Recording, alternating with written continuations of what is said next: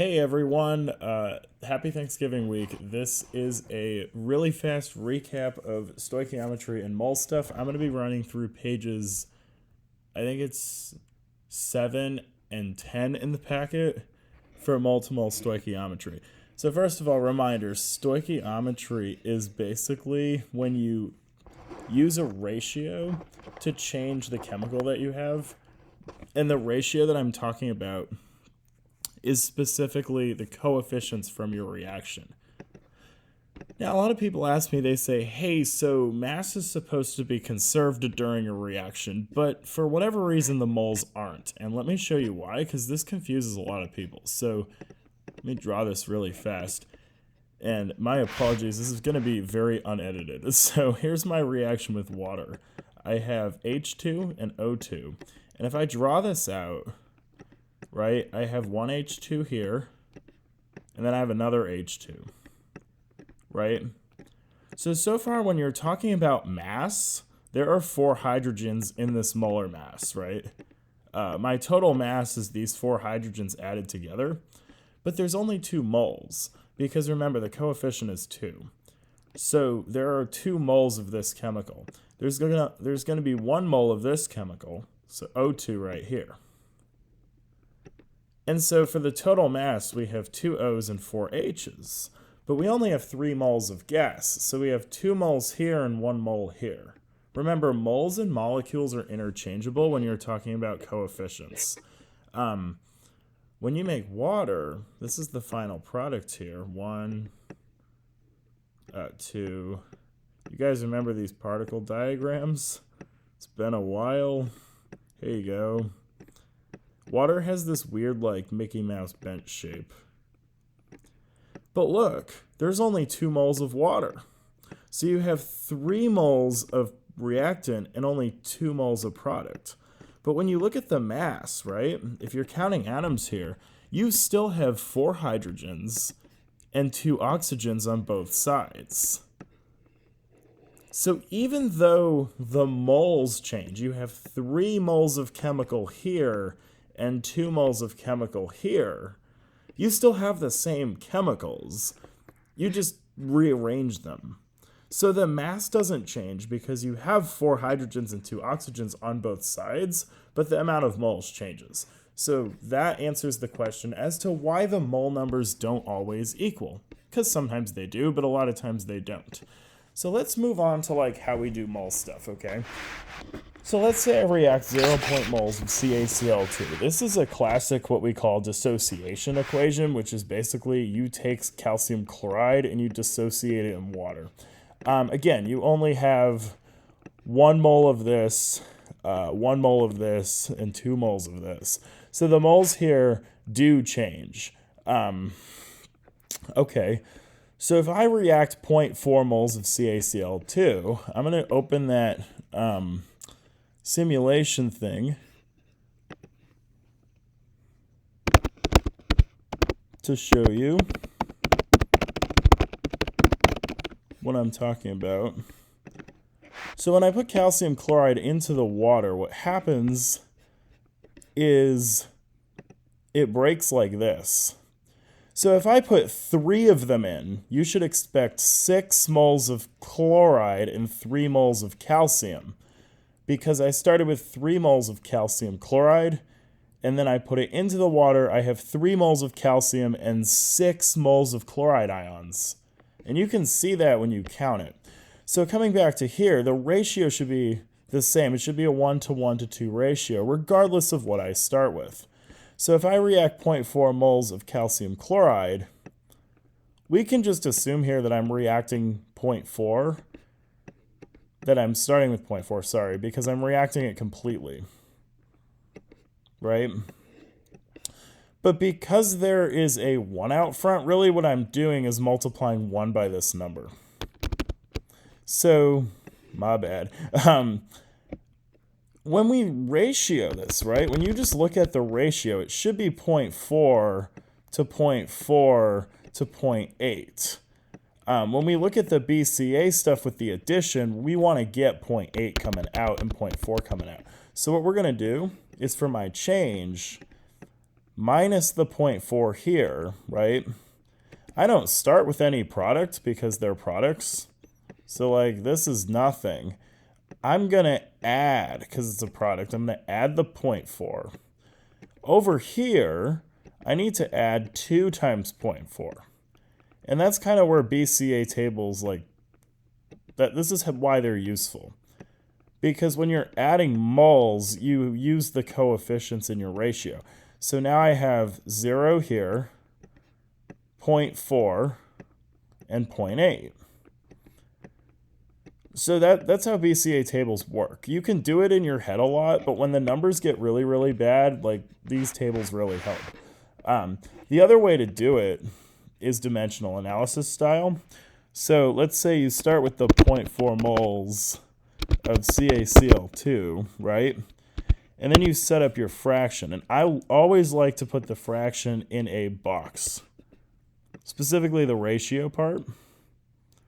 So I don't know, I do a little line here. And if I want to get the chlorine, for example, if the question asks me for this one, I can put 2 moles of chloride over the 1 mole of CaCl2. And in this box, you always, always, always put your ratio. CaCl2. You know what? That you can read that. Okay, so bye-bye, they cancel. I had a flight in 2 hours. So you get 0.8, right? So even when you look at that, there you go. All right, moving on. Let's do page, whatever this is, page 7, number 4. So this question's interesting because it only gives you actually something that you produce, which is rather interesting. So let's take a look. First of all, let's balance this. I think there's 4 waters, 4 oxygens, and 2 is 6 oxygens.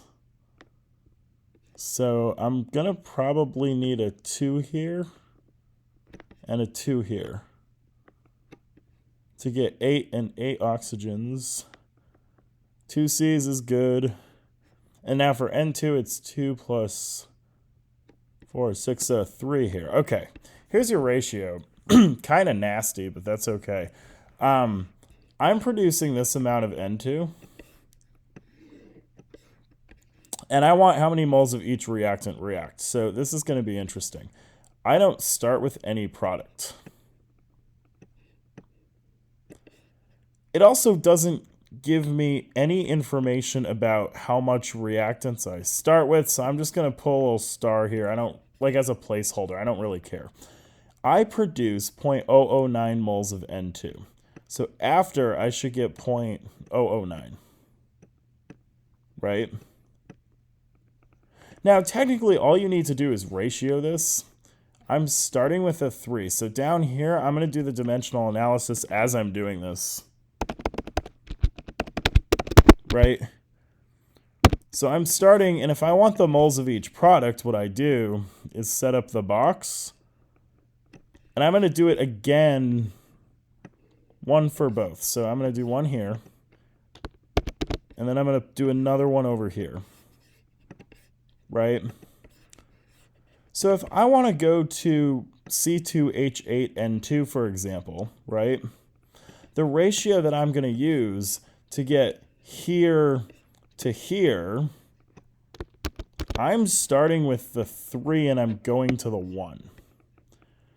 So first of all, how do I get the 0.009? Well, I have to add 0.009. But specifically, see how I have this 3 out front? So I have to add 3 times what we call the base number of moles. So this should be 0.003, right? Because 9 divided by 3 is 3. Over here, how many moles of each reactant react? So what I want to know is how much reacts, which is your change. So what am I minusing? I'm minusing 1 times 0.003, right? Now, how did I get that number? So this is literally your answer. This change thing is your answer right here. How did I do that? I put the 3 moles of N2 on the bottom from my ratio, and literally what I did was divide by 3. And the one mole of this thing, I'm too lazy to write it, but that goes on top. So then your N2 goes away, bye-bye, and you're left with that divided by 3 to get your answer.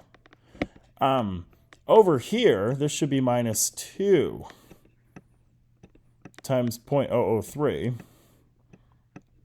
There you go. So that should be 0.006. And the same way you can get that number, you still put the 3 moles on the bottom of N2, but this time you're going to a new reactant. You're going to N2O4. So to get the moles of N2O4 that react, you multiply it by 2/3, right? Because that's your ratio, 2 moles of N2O4. I suck at writing with the trackpad, my apologies. There you go. So 2/3, and then you get 0.006. Now I'm using easy numbers here to really help you see it, but that's how you do it. And I don't really care about the rest of this. But over here you would add 2 times 0.003, and over here you would add 4 times 0.003. Okay, we got 3 more to do. So number 5 here. First of all, this said vinegar. It's supposed to say ethanol. I'm a ding-dong, so yeah, my bad. This right here is ethanol. The product is vinegar, right? Now, this is a pretty easy one. I want to know how many moles of ethanol react with 0.140 moles of oxygen. So before, we can assume that I have 0.14 moles of oxygen to react, right? What really matters is the change. Oh, by the way, this is balanced, so it's nice and easy. It's all just ones. Yay.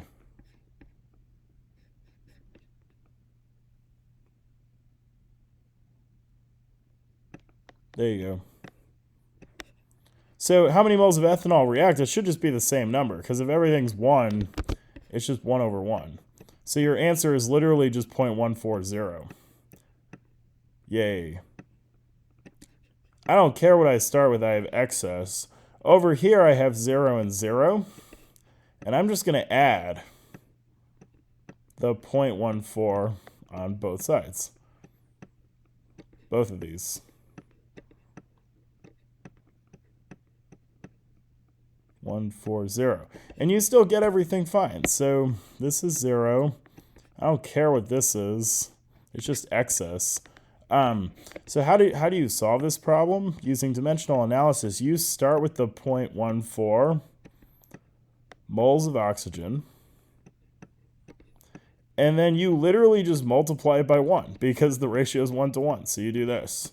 Bang. You do 1 mole of ethanol, and you can see it. There's 1 mole of ethanol, C2H6O. Oh boy. There you go. Over 1 mole O2. And voila, guess what? Yay. You did it. 0.14 times 1/1 is 0.14. Done. Moving on. That's an easy one for you. Okay, now I'm going to go to page 10 because I want to talk limiting reactant. Number 6 was bad. Skip it. The reaction was wrong, so just go to number 7 because 6 sucked. Okay, here's another nice one. Everything's 1 out front, so this is already balanced. It says I have available 6 moles of this, H2SO4, sulfuric acid, and I only have 5 moles of calcium carbonate. Calculate the moles of calcium sulfate actually produced. So here's the thing. The question for you is, I'm given now 2 amounts of each chemical. And if you remember the s'more lab, you can only react until one of them runs out. I can't react 6 moles of this because I only have 5 moles of the other thing. So this one's nice and easy because it's 1:1 as a ratio. So there's no coefficients to deal with, right? What that means is I can only react 5. If I react 6, I would get a negative number for calcium carbonate, and that's bad. So when I do my BCA table, I'm going to only use the limiting reactants. So the limiting reactant is calcium carbonate. Okay? And that's the number we're going to use. So when you do the dimensional analysis method, you have to start with only the limiting reactant, not the excess. So 5 moles of calcium carbonate is what you start with.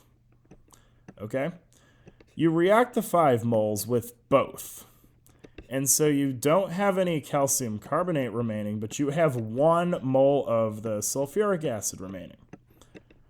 Now, when it asks you limiting in excess, it's asking for reactants. So the products are not ever asked here. So your limiting reactant is calcium carbonate, your excess is sulfuric acid, and the excess amount in moles is 1 because that's what you reacted. To do the dimensional analysis now, I want the moles of calcium sulfate produced. Well, that's just a 1-to-1 ratio. So there's 1 mole of CaSO4, calcium sulfate, and that goes on top. On the bottom, you have 1 mole of calcium carbonate, right? And you're done. You just get 5. How do you do that here? So, well, the calcium carbonates cross out, kill and kill. And there you go, just 1-to-1. That gives you 5. And you can see that over here because I should make, remember, I'm only using the limitings amount. So it should be +5 and +5. You're not doing +6 because you can't react all 6 of the sulfuric acid. So that's what you're left with. You got 1 mole of sulfuric still in the beaker or whatever, and you have your 2 products. And this is how in lab you can actually measure the amounts to use so that everything is 0. You can go backwards and figure out how much you need. So you need 5 moles of both of these reactants to work. But now let's try when there's not a 1-to-1 ratio. This is a bit harder. Now I made the numbers pretty obvious here, but we should at least take a look. So you have 4 moles of lanthanum and 1 mole of water. But here's the thing. Now you have coefficients. So the coefficients kind of mess you up a bit because for every 2 moles of lanthanum, you need 6 moles of water, which means you need a crap ton more water than you think to react water and 2 moles of lanthanum. They will perfectly react. So if I give you 12 moles of water, you would need if I gave you 12 moles of water, you would need only 4 moles of lanthanum, if you see that ratio, right? So, you only got 1 mole of water. Now, if you take that 12 and you divide by the coefficient, and you take that 4 and you divide by its coefficient, you both get 2 here. You get 2 and 2. And that's called the base mole value. Now, I didn't give you these numbers, so let's use different numbers. The base mole value is what you really care about for limiting reactant, right? So I'll do this one more time. If you have 18 moles of water, right, I would need 6 moles of lanthanum because 6 times 3 is 18 and 2 times 3 is 6. That 3 there is your base mole value. If I divide each of these by its coefficient, I get 3 and I get 3. If your base mole value is the same, you have the perfect amounts. Right? But in this case, you don't have the perfect amounts. So 1/6 is the base mole value you're given for water. 4/2 is the base mole value you're given for lanthanum. So guess what? Lanthanum's far bigger than water for the base mole value. You're comparing the base mole values here. And remember, the base mole value is just dividing by the coefficient. Whichever one is smaller is immediately your limiting reactant. So water, H2O, is your limiting reactant here because the base mole value is smaller. All right. So for your change, technically you're subtracting 1, but you're in reality subtracting 6 times that base mole value of 1/6. And I'm too lazy to do the decimal right now. And again, you're starting with the 1 mole of only the limiting reactant. So step 1 is basically check to see which one's limiting, and then go from there. Once you have the limiting reactant, you can do your stoichiometry just fine. So you do your little boxy box thing and you do, okay, you have 1 mole of water. It's asking how much H2 gas is produced. So really all you do is 3 moles of H2 over 6 moles of water. So we should be getting a half. Let's just make sure we get a half when we do the entire table. So over here, I'm subtracting 2, because my coefficient's 2. I'm subtracting 2 times 1/6. I don't really care what the... Actually, I do care about that number. 4 minus 1/3. I don't know what that... I do know what that is. 3 point... Uh-oh. Hey, everybody. 3.67. Ugh. Ugh. Gross. Okay, anyway, 3.67. Yay. Oh. And then here's easy, because it's 0 and 0. So... what do I get? Plus, I swear I try not to have 6 sevens on my problems, but it never works. Plus 2 times 1/6. Can you tell I'm half asleep? Anyway, comedy for the day. And then plus 3 times 1. Oh, guys, what's 3 times 1/6? It's a half. Yay, you did it. Yay, and the math all works. Yay.